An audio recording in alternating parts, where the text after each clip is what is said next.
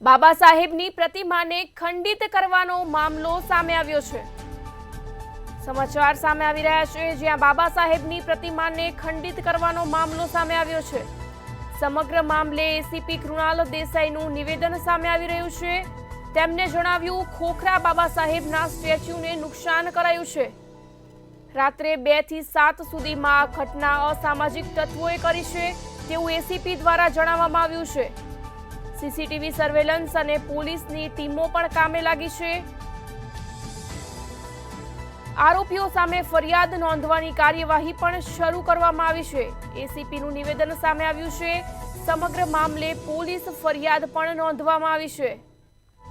બાબા સાહેબની પ્રતિમાને ખંડિત કરવાનો મામલો સામે આવ્યો છે, જ્યાં એસીપીનું નિવેદન સામે આવ્યું છે। રાત્રે 2 થી 7 સુધીમાં આ ઘટના અસામાજિક તત્વોએ કરી છે। સીસીટીવી સર્વેલન્સ અને પોલીસની ટીમો પણ કામે લાગી છે।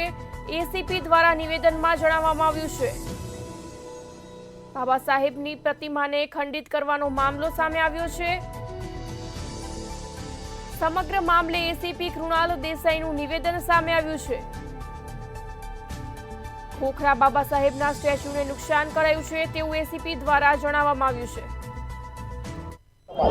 જે જયંતિલાલ વકીલની ચાલી આગળ બાબા સાહેબ આંબેડકરની મૂર્તિને જે નુકસાન કરવામાં આવેલું છે તે બાબતે પોલીસ તરફે ફરિયાદ દાખલ કરવામાં આવેલી છે। હાલમાં અજાણ્યા માણસો વિરુદ્ધ ફરિયાદ દાખલ કરવામાં આવેલી છે।